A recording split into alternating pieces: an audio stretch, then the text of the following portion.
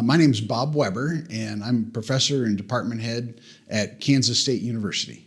Genetics play a really important role in domesticated livestock production as the main way that we make phenotypic or the performance levels of animals different over time. So we leverage that genetic variation that exists in the population by selecting individuals to move the population the direction we want. So animals that are in our stewardship, we have opportunity to make selective mating decisions to drive that genetic improvement. So in today's environment, selection plays a really important role for livestock species, and particularly beef cattle, as part of our sustainability strategy. And one of the reasons for that is it, again, provides us an opportunity to have direct control over animals' performance for a variety of traits. But as important as that is, it also provides a long-term solution to challenges that we face. The genetic improvement that we make in the industry, we call it permanent and additive. So we get to capitalize on those genetic improvements over time, and we get to add pieces to that as we get more information. And so it lets us really customize the animal level performance to our production environment, and then the products that those animals produce to meet our consumer demands here in South Africa and around the world. Genetic improvement space has really changed in the last decade in livestock species, from our traditional sort of pedigree and performance record analysis to now using genomic technologies that really spilled into the agricultural space from human medicine. So we use things like SNP markers, genome sequence data to drive information into our genetic predictions to have more precision in the breeding decisions that we make. So as we think about, there's new technologies coming into the genetic space, both from the genetic evaluation process and the genomics tools that we use, but also from the phenotypic or performance record collection side. So we think about the information we need, say calving E-scores or birth weights or cow performance, cow longevity, feed efficiency measures, so collecting dry matter intake, carcass measurements, animal behavior monitoring.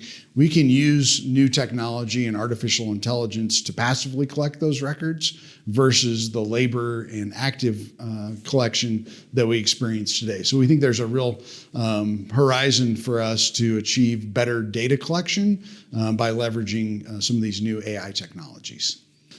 Genetic improvement in the beef space really is central to our sustainability strategy because it gives us the power and control over both inputs and outputs in our production system, so we can optimally align the nutrient requirements of our animals, the amount of land space that they might occupy, and the products that they produce, and the emission chain in between. So it lets us balance out those components to improve the overall productivity of our animals and profitability of them, but also they're minimizing their environmental impact. One of the things that I think is really important for producers here in South Africa and around the world to recognize is that as livestock producers, we have a great opportunity to use genetic improvement as a tool to make our animals more suitable for production, but also drivers of economic development and prosperity in the communities in which those animals exist.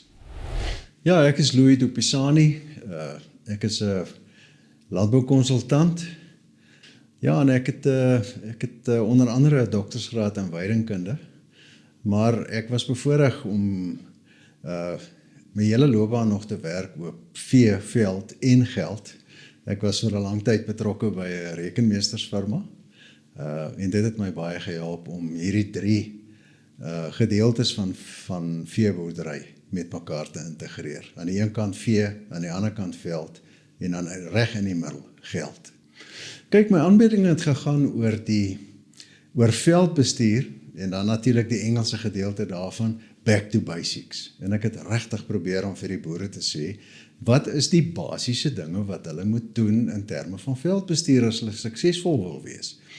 Nou, die basiese konsepte in veldbestuur is almal wette van veldbestuur. En 'n wet is iets wat altyd dieselfde werk. Het maak nie saak of jy veld bestuur in Australië, Suid-Afrika, Namibië, Argentinië, maak nie saak waar in die wêreld jy veld bestuur nie. Daar is sekere wette wat jy moet nakom as jy suksesvol wil wees. En daar's 'n reeks van daai wette.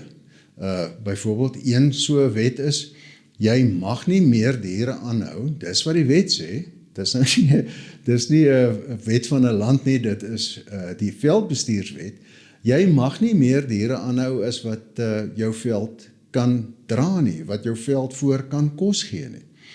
En as jy te min aanhou, dan gaan jy pragtige diere hê, maar jy gaan nie geld maak nie, hulle gaan meer as genoeg kos hê, maar daar's kos vir nog. En as jy te veel aanhou, dan gaan al die diere honger ly, want hulle moet nou, die baie wat jy aanhou, moet 'n klein hoeveelheid se kos nou deel, en dan kry hulle weer swaar. So daar spesifieke wette, as jy binne daai wette bly, dan gaan jy 'n baie groot sukses maak van veldbestuur. En ek het ook vir die boere gesê, dat jy hoef niks uitsonderliks te doen nie.